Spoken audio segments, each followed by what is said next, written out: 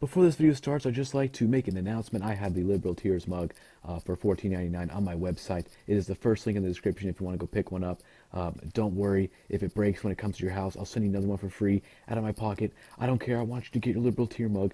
It comes in Liberal Tears white with the face, black with the face, white without the face, and black without the face. So pick whichever one you want, and it'll come to your door in about 3 to 5 days. So that should be epic. First link in the description. Thank you. Let's go on with the video. No, you're not. Sorry. It's funny that this isn't an uplifting speech. It's an oppressing speech for so many people. Oh, I'm not a victim. What am I going to do now? Like, be a good person and have a great life. That's what you're going to do. Like, you say to people they're not victims, and it's like you're taking away their identity. They feel terrible about themselves. Oh, God, now what am I going to make of myself? Women are not victims. Okay, people who are anti-abortion are not anti-abortion because they want to victimize women. People who are anti-abortion are anti-abortion because they don't want women to victimize babies. And no one cares about your esophagus. When you say, keep your hands off my body, I'm not interested in your body, lady. I'm married. And the only thing I'm interested in is the baby that's growing inside your body that has bodily integrity outside of you and is a separate human. And that has nothing to do with sexism. That has everything to do with protection of human life. By the way, you want to protect women abroad, maybe the place to start is by banning sex-selective abortions. More women are killed in sex-selective abortions than are killed in the United States every year around the world. And how about the idea of the wage gap? We hear this one a lot. We saw this at the Audi commercials. I assume everybody saw the Super Bowl. You saw that stupid Audi commercial? This idiotic Audi commercial, one that shows this little girl driving around. She's driving in her little go-kart, and the narrator's saying, how can you tell your daughter that one day she'll be poor, barefoot, and pregnant in the kitchen? And then they get an Audi, and they're like, but at least she's in an Audi. The funniest thing about that particular ad is that somebody tweeted at Audi, Audi, you pay women less than you pay men. And Audi immediately responded, well, actually, we pay women exactly the same as we pay men when you take into account the amount of time in the workforce, the number of hours they work, and their job descriptions. Right, just like the rest of the United States. The wage gap is a myth. It does not exist. In fact, in 147 out of the 150 most populous cities in the United States, women who are just fresh out of school, have the same degrees as men, don't have kids, and spend the same amount of time in the workplace earn significantly more than men, according to Time magazine. So that just is nonsense. By the way, 55% of college students are women. 55% of voters are women. 50% of people with graduate degrees are women. Does that sound like a victimized population to you? It sounds like women, if they banded together and vote, could enslave all of us. Okay, so this idea that there's some poor pecan minority and all the men are running things, if we figured out the scam how to run things, then life would be very different because men are pigs. Okay, men are pigs. But our piggishness has not prevented women from rising in society and becoming a majority of voters, a majority of college degree holders, a majority of grad school students. By the way, and also I'll mention the rape culture thing here. You keep hearing this myth that's going around about rape culture, how if you're a woman on campus, that you are undoubtedly going to be raped. One in 4 of you will be raped. 1 in 3 of you will be raped. Everybody's just running around raping. It's a rape fiesta. It's a party of rape. No, that's not true. According to the Bureau of Justice Statistics, there are 6 rapes per 1,000 per year on college campuses. Okay, that is not 1/4. 1/4, if you don't know math, 1/4 would be 250 out of 1,000. There are 6. 6. The reason that you get these skewed statistics is because somebody did a survey where they asked if a woman had ever been touched without her consent. That means a guy goes in for a kiss, you turn your cheek, he pecks you on the cheek, and they count that as rape. That's what that means. That's where that survey statistic comes from, so it's a bunch of nonsense. By the way, your parents would be absolute idiots to send you to a college campus where they knew that you were going to get raped. I mean, who would even come here? How many of the women in this room thought twice about going to college because they thought, oh God, I'm so safe in high school, I'm going to go to college and someone is definitely going to rape me? Very few women are thinking that way because the truth is the risk on campus of being raped is extraordinarily low. That's not making light of rape. Rapists should be castrated or killed. That's saying that the statistics that are being put out there and promulgated that women are big victims of society on campus is just not true.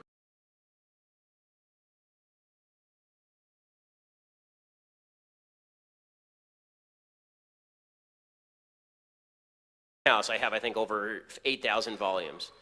So I read incessantly. As far as outlets, I would recommend that you read as many outlets as you can, because otherwise you end up in a bubble. So I do read Huffington Post, and I read New York Times, and I read WAPO, and I do read Daily Caller, and I check Drudge, and I do, I check a wide variety of outlets because I want to know what everybody's thinking from all different sides, and I think that it's imperative that everybody do that. It's actually one of the reasons why I think it's good that conservatives go to colleges like UCSB, because you're going to come here, and in all likelihood, you're going to get a bunch of lefty professors, and if you're smart, what you're going to do is you're going to go home and read about whether they're right or wrong, and take it not at face value, but with a grain of salt.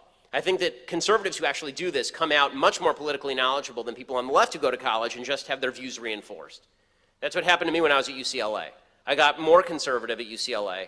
I got much more knowledgeable at UCLA, because when you're confronted with ideas that you don't like, sometimes you're convinced, and sometimes you fact check it and it turns out there's a reason you don't like those ideas. Great.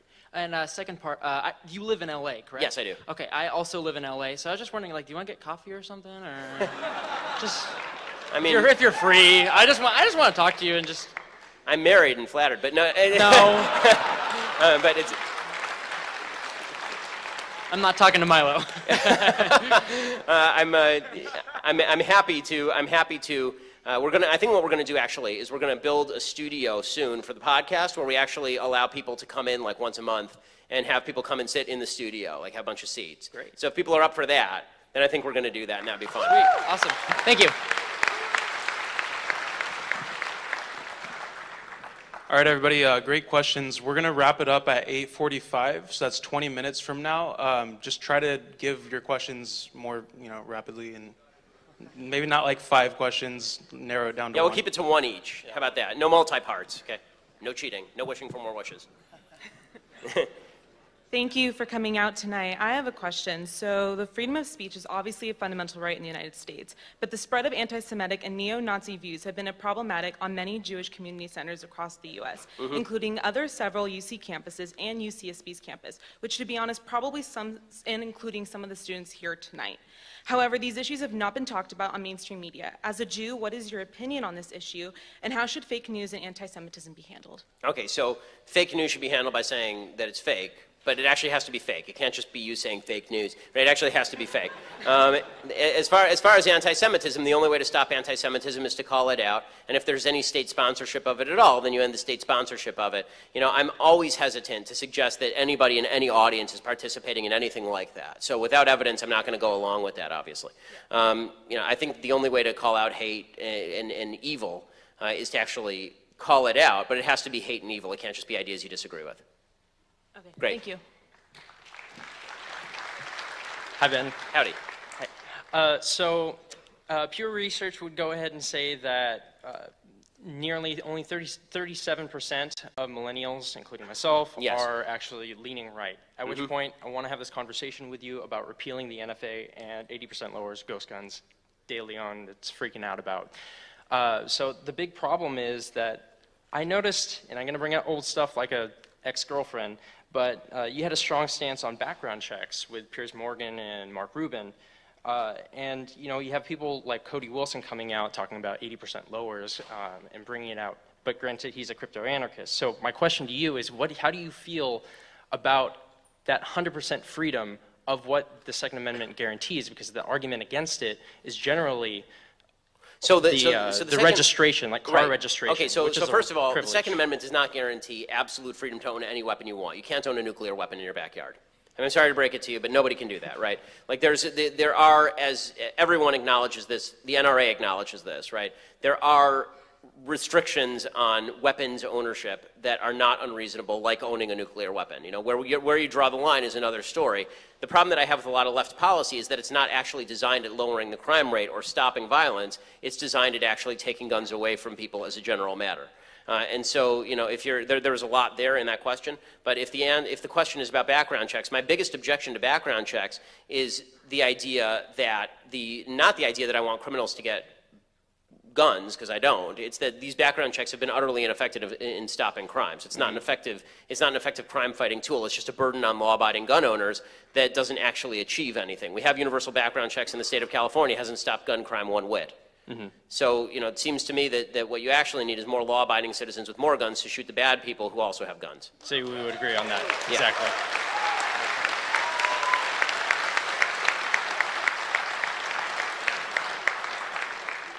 Hello, Ben. Big fan. After I ask my question, can I get a handshake? Yeah, sure. All right, awesome. So just context, I've been actively promoting this event and inviting people to debate you in the Q&A, and many people thought that even if they were right, you would still win the debate due to your position of authority and argumentative wit. And so I'm here today to try. I mean, they're right. I'll win, but yeah. So I'm here to try my best to stump you and maybe show the naysayers it's possible, but I doubt it, like you said. If you ask me to do long division in my head. So you state in an article titled, quote, "Why Atheism is Morally Bankrupt," that, quote, "Without God, there is no capacity for free will." And you repeat the sentiment multiple times. Yes. You consistently claim to be able to pose secular arguments to support any of your claims, but it seems that your belief in free will is entirely rooted in religious argument, and you seem to indicate that if you had to take a secular view on the topic of free will, you would be forced to take a determinist position. Considering that the free will topic is at the core of the justice system, it seems to me that your arguments in favor of retributive justice are solely supported by religious arguments. Can you pose a secular argument in favor of free will? Sure. I mean, I think that most atheists believe in free will and disagree with my central premise. So if I want to play atheist, I would say that there is a secular argument in favor of free will. As a religious person, I don't think it's a particularly compelling one. So in other words, the point that I'm making here is that you're right. Free will is at the center of the criminal justice system. Yeah. I believe that the argument in favor of free will has to rest on supernatural premises, because otherwise what you're basically saying is that human beings are a combination of their genetics and their environment, and if we just had a giant machine and we could pour all that information into a machine, then I could predict with perfect certainty what you were going to say next. Right? As it is, my machine's great. I can mostly predict what you're going to say next. But if I had all that information, then I could perfectly predict that, and then you wouldn't have any personal responsibility. And I haven't heard a great argument from atheists about why that's the case. Now, I say that it's a supernatural force. You can believe it's not a supernatural force, but I think that you can say from a secular point of view that you can believe free will exists without God existing. I don't think it's a compelling argument, but I think you can do that. And I've argued with secular people without mentioning God in the free will argument all the time. I mean, if you're an atheist, are you an atheist? Yes. Okay, so you're an atheist. Do you believe free will exists? No. You don't believe free will exists. So you tell me, how does the criminal justice system function? Yeah, so I would recommend a quarantine theory where you basically view someone as an actor, and so in an example, let's say someone is violent with someone else, you would say, okay, well, as a determinist, I'd say when you make a decision, you could not have chosen otherwise. So I'd view this actor and I'd say, well, you couldn't have chosen otherwise, so I don't hold you morally culpable, but it still tells me a lot about how you're liable to act in the future, and so we're going to treat you as a public health hazard and quarantine. But that's not true. I mean, the problem with that argument is it's not true. If I kill my wife, right, which I'm not going to, I like her. Yeah. If I kill my wife, the chances that I'm going to kill another human being are actually extraordinarily low. Right? There's no, like, people kill people they tend to know. The chances that I'm going to kill a bunch of other people are really, really low. The idea that I'm going to become a serial killer is not really true. Plus, I mean, you're actually creating a sort of Millennium Report problem, right? You actually have, what if you just say, you're now doing pre-crime. You're saying you're more likely to commit crime in the future, so we're going to put you in quarantine. The retributive theory of justice is basically this. You deserve to go to prison, and not only do you deserve to go to prison, if we didn't put you in prison, then what you'd end up with is people coming after you to commit revenge on you, and then you'd have a cycle of violence that would actually lead to terrible things. So if you want to argue against free will on the basis that, like, I'm thinking about it on the spot. It's a really interesting question. Yeah. I suppose I would say this. I suppose that I would say that I believe that in the end, Western civilization is based on a foundation of Judeo-Christian morality that is religious in nature, but I can't just say God. Like, when people ask me a question, I can't just say God if I want to have the argument. Maybe at the root, if you say free will, when you get down to the root argument of a couple of these major things, then I will have to say God. Okay. But I think that the vast majority of political argument, it's important not to just cite to the Bible or to a deity. All right. Thank you. You got a handshake? Yeah.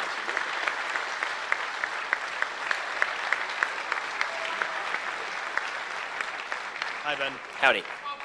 You've mentioned before how every leftist argument has a contradiction or like an philosophical inconsistency. Virtually all of them, unless you're perfectly, like, Bernie Sanders is pretty consistent except for his 3 houses. I was just hoping,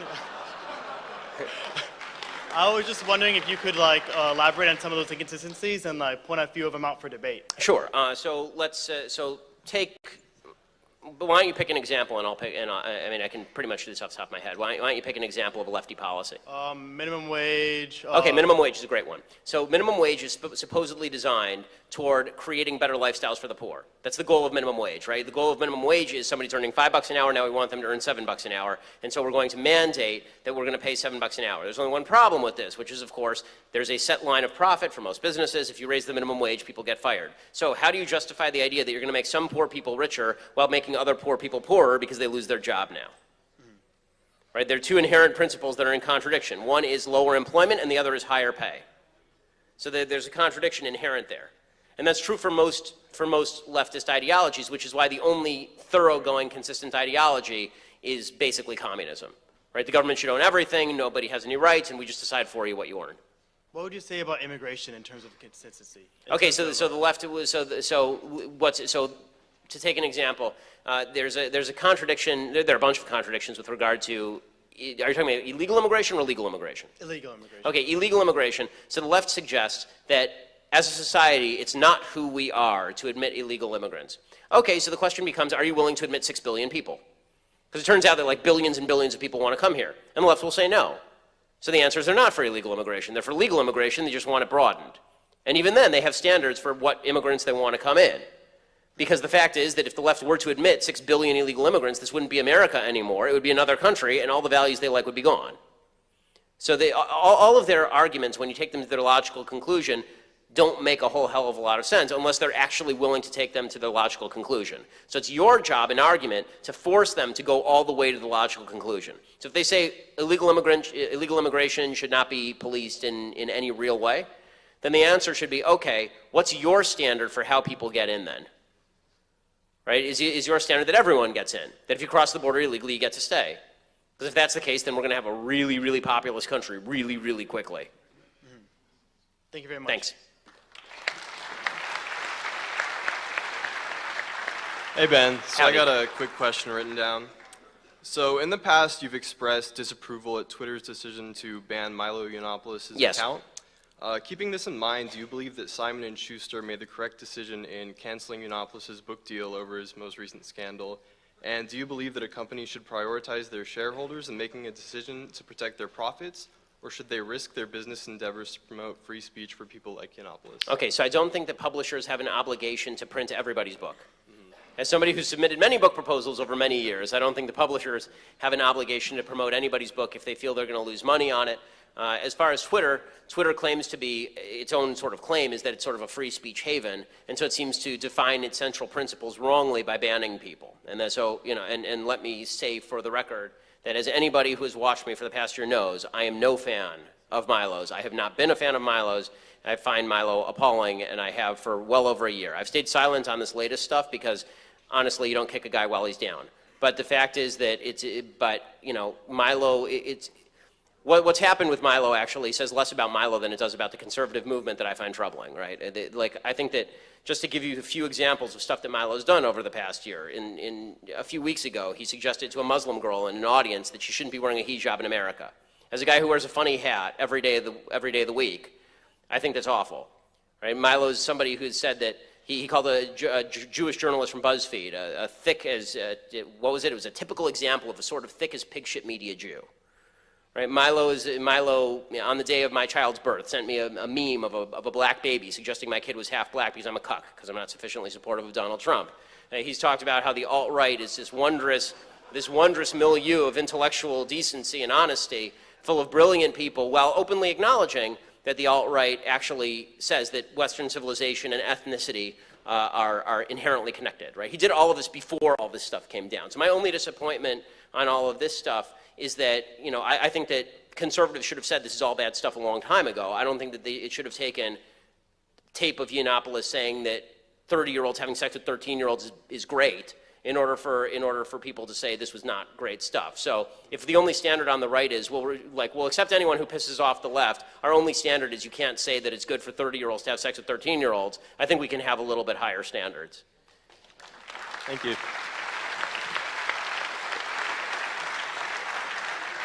Hey Ben, how you doing?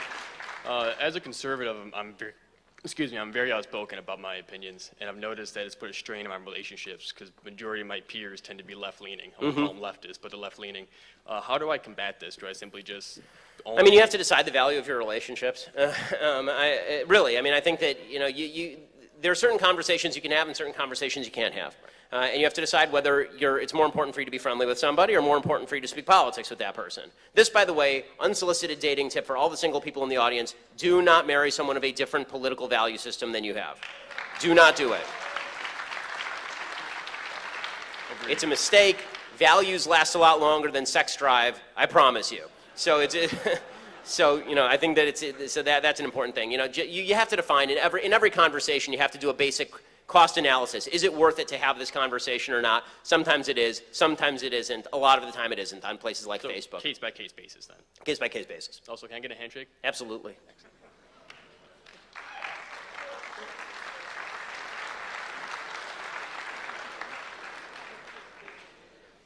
Hi, Ben. Howdy. So President Trump has moved pretty quickly on some of his issues, like the wall, the travel ban, and also nominating a conservative Supreme Court justice. But one of the issues that I feel is going to take a lot more time is dealing with health care, repealing Obamacare, and replacing it with something else.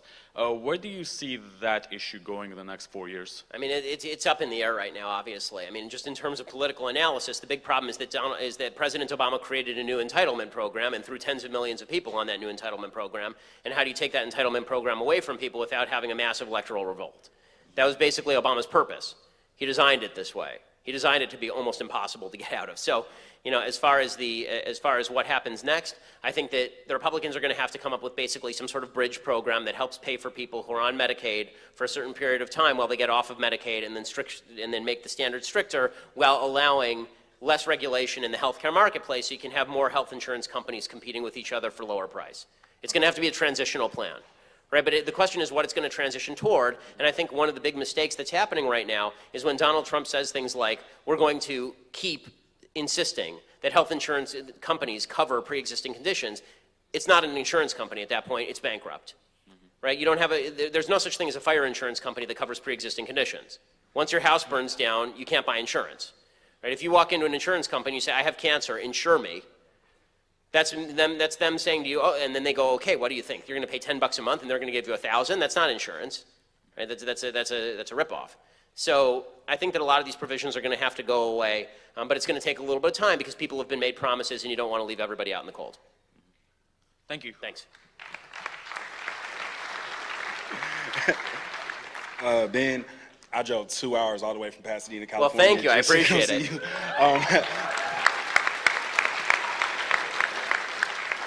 My biggest current concern is we as conservatives do the most horrific job at reaching out to the black community. It's like, and I mean, it's not only on us, but it's the fact that it's like, when we get called racist, we say, well, our fiscal policy is very great. Exactly. It's like, That's I mean, exactly right. it's like instead of calling somebody an asshole for calling you racist or white supremacist, whatever. You're speaking my language. So how do we combat that? By calling them an asshole. I mean, like really, that is the actual answer. If someone calls you a racist without evidence, this makes them technically, in the dictionary parlance, an asshole. Like really, and it's not appropriate to have a conversation. If someone calls you a racist with no evidence, your proper response should not be, well, that's reasonable, let's have a conversation about this. Because once you do that, you've acknowledged that a reasonable person might think you're a racist, which means you're a racist, right, in the minds of the public. So you actually have to create a basic mutual assured destruction, which is they call you a racist, you say, no, you're just a jerk, right? And then, do you want to actually have a conversation about policy, or you want to name throw? Because I think you're ugly also. So how do we reach out to the black community?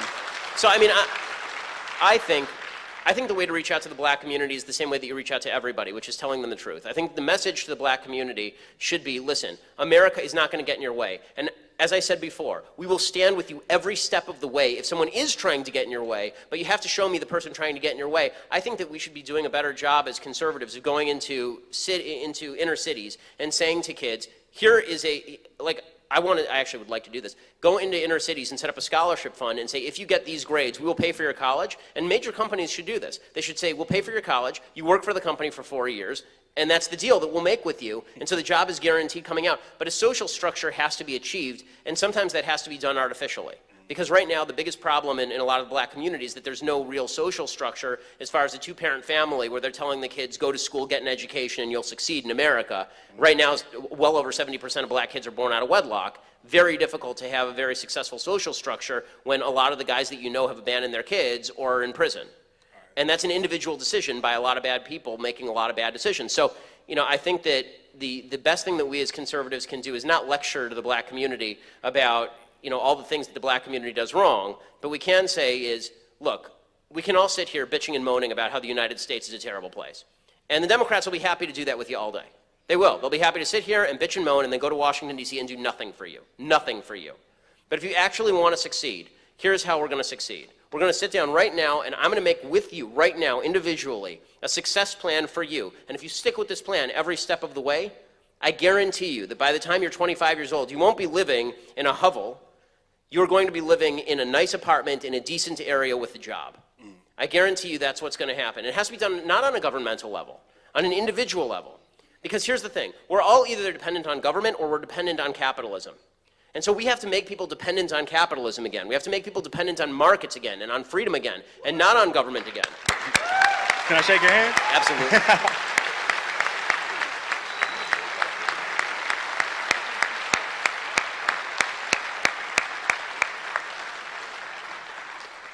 Hello, Ben. I Howdy. watch your show on Daily Wire. Thank you. And I think you're a brilliant debater, and I think you're very smart.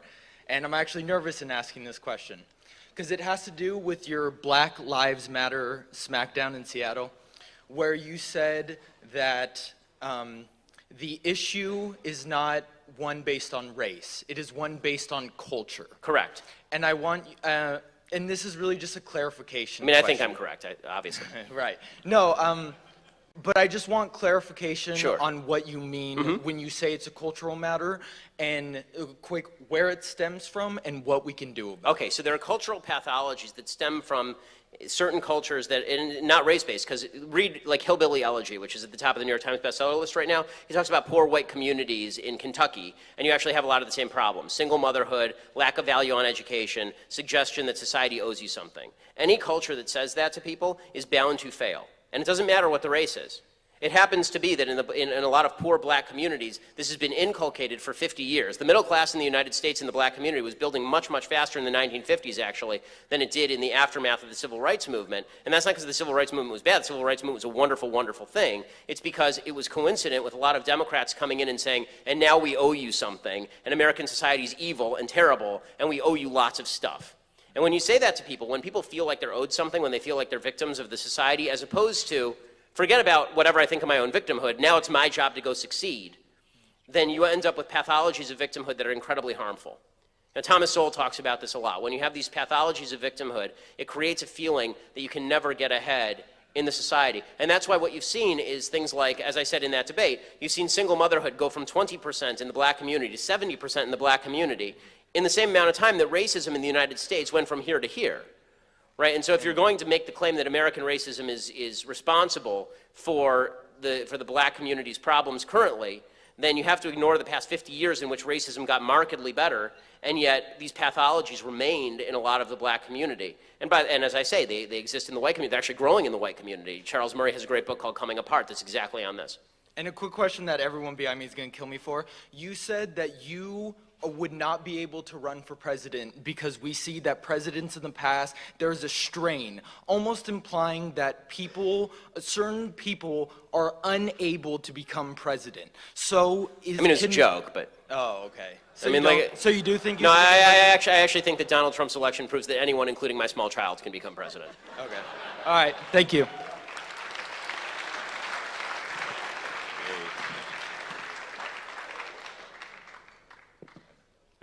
It's okay. He's just standing there and he looked confused. So let's just. Hi Ben, big fan. Yeah. Me and my friends drove from about 3 hours from Huntington Wow. Beach to Well, come thank see you. you. I Yeah, we're all appreciate high schoolers. So I was wondering if you. I was wondering if you could just quickly debunk the idea of the party switch during the Civil Rights Act, that all Sure. the racists went to our party. Yeah, absolutely. So there's an easy answer to the party switch during the Civil Rights Act. Number one, you can see that the movement into Republican voting began before that, because what actually happened is it was an economic switch. So a lot of industry shifted from north to south. As that happened, people started voting for more free market economics, and the agriculture-based economy started to wane in the South. So if you actually look at the trend lines start well before the Civil Rights Movement in terms of Southern voting for Republicans. Beyond that, if it were true that the Republicans just sort of switched sides with the Democrats, that the Republicans became the racist party and the Democrats became the party of tolerance, then you'd have to explain why every Democratic politician in the South, except for Strom Thurmond, he's the only one anyone can name, every single other Democratic politician in the South, all of whom are racist, remained Democrats the remainder of their career. Right? Senator Robert Byrd died as a Democrat. And that's not rare. That's true for all of these politicians. They all stayed Democrat. In fact, right now, a lot of these southern states are seeing Republican governors for like the first time now, and it's 2017. So the idea that the party switched based on racism is really inaccurate. Plus, to suggest that the Democratic Party, the party of Boston, where racism is pretty significant as a factor in American life still, or major cities in the North. I mean, there are a lot of studies that suggest, by the way, that there's more segregation and just as much racism in the American North as there is in the American South. I mean, Gallup they did a poll study of this like a year ago, and they found that levels of racism in the South were basically the same as racism levels in the North. So that really doesn't explain the voting patterns in any really significant way. Also, can I have a handshake and a photo? Well, you're asking for, okay.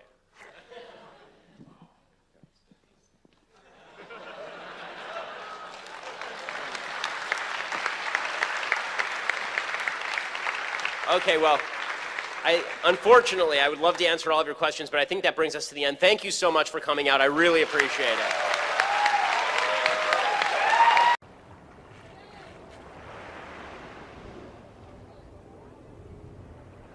Hello, everyone. Hey, I'm just stopping by to remind you that liberals are insane.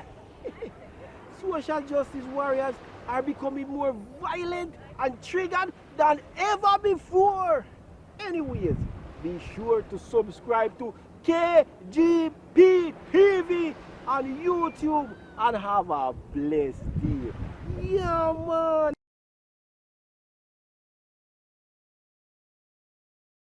Who are just fresh out of school, have the same degrees as men, don't have kids and spend the same amount of time in the workplace, earn significantly more than men, according to Time magazine. So that just is nonsense. By the way, 55% of college students are women, 55% of voters are women, 50% of people with graduate degrees are women. Does that sound like a victimized population to you? It sounds like women, if they banded together and vote, could enslave all of us. Okay, so this idea that there's some poor minority and all the men are running things, if we figured out the scam how to run things, then life would be very different because men are pigs. Okay, men are pigs. But our piggishness has not prevented women from rising in society and becoming a majority of voters, a majority of college degree holders, a majority of grad school students. By the way, and also I'll mention the rape culture thing here. You keep hearing this myth that's going around about rape culture, how if you're a woman on campus, that you are undoubtedly going to be raped. One in 4 of you will be raped. 1 in 3 of you will be raped. Everybody's just running around raping. It's a rape fiesta. It's a party of rape. No, that's not true. According to the Bureau of Justice Statistics, there are 6 rapes per 1,000 per year on college campuses. Okay, that is not one. I do read Huffington Post, and I read New York Times, and I read WAPO, and I do read Daily Caller, and I check Drudge, and I do, I check a wide variety of outlets because I want to know what everybody's thinking from all different sides, and I think that it's imperative that everybody do that. It's actually one of the reasons why I think it's good that conservatives go to colleges like UCSB, because you're going to come here, and in all likelihood, you're going to get a bunch of lefty professors, and if you're smart, what you're going to do is you're going to go home and read about whether they're right or wrong, and take it not at face value, but with a grain of salt. I think that conservatives who actually do this come out much more politically knowledgeable than people on the left who go to college and just have their views reinforced. That's what happened to me when I was at UCLA. I got more conservative at UCLA. I got much more knowledgeable at UCLA because when you're confronted with ideas that you don't like, sometimes you're convinced, and sometimes you fact check it and it turns out the's a reason you don't like those ideas. Great. And second part, you live in LA, correct? Yes, I do. Okay, I also live in LA, so I was just wondering, do you want to get coffee or something, or just? I mean, if you're free, I just want to talk to you and just. I'm married and flattered, but no. No. But it's. I'm not talking to Milo. I'm happy to. I think what we're gonna do actually is we're gonna build a studio soon for the podcast where we actually allow people to growing inside your body that has bodily integrity outside of you and is a separate human. That has nothing to do with sexism. That has everything to do with protection of human life. By the way, you want to protect women abroad, maybe the place to start is by banning sex-selective abortions. More women are killed in sex-selective abortions than are killed in the United States every year around the world. Hey, how about the idea of the wage gap? We hear this one a lot. We saw this at the Audi commercials. I assume everybody saw the Super Bowl. You saw that stupid Audi commercial? This idiotic Audi commercial, one that shows this little girl driving around. She's driving in her little go-kart, and the narrator's saying, "How can you tell your daughter that one day she'll be poor, barefoot, and pregnant in the kitchen?" And then they get an Audi, and they're like, "But at least she's in an Audi." The funniest thing about that particular ad is that somebody tweeted at Audi, "Audi, you pay women less than you pay men." And Audi immediately responded, "Well, actually, we pay women exactly the same as we pay men when you take into account the amount of time in the workforce, the number of hours they work, and their job descriptions." Right, just like the rest of the United States. The wage gap is a myth. It does not exist. In fact, in 147 out of the 150 most populous cities in the United States, women, one quarter, if you don't know math, one quarter would be 250 out of 1,000. There are 6. 6. The reason that you get these skewed statistics is because somebody did a survey where they asked if a woman had ever been touched without her consent. That means a guy goes in for a kiss, you turn your cheek, he pecks you on the cheek, and they count that as rape. That's what that means. That's where that survey statistic comes from, so it's a bunch of nonsense. By the way, your parents would be absolute idiots to send you to a college campus where they knew that you were going to get raped. I mean, who would even come here? How many of the women in this room thought twice about going to college because they thought, "Oh God, I'm so safe in high school, I'm going to go to college and someone is definitely going to rape me"? Very few women are thinking that way because the truth is the risk on campus of being raped is extraordinarily low. That's not making light of rape. Rape should be castrated or killed. That's saying that the statistics that are being put out there and promulgated that women are big victims of society on campus is just not true.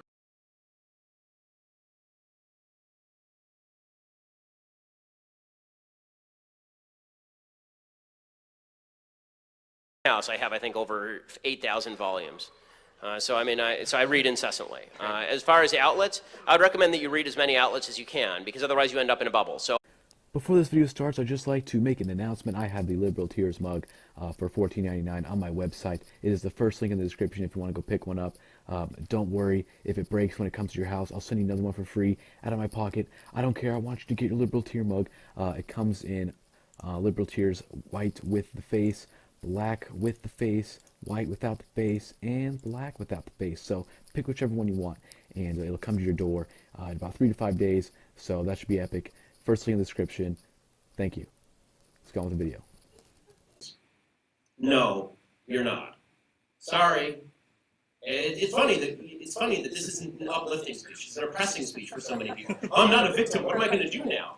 Like, be a good person and have a great life. That's what you're going to do now.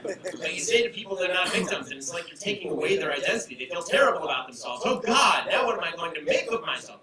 Women are not victims. Okay, people who are anti-abortion are not anti-abortion because they want to victimize women. People who are anti-abortion are anti-abortion because they don't want women to victimize babies. And no one cares about your esophagus. When you say, "Keep your hands off my body," I'm not interested in your body, lady. I'm married. And the only thing I'm interested in is the baby that's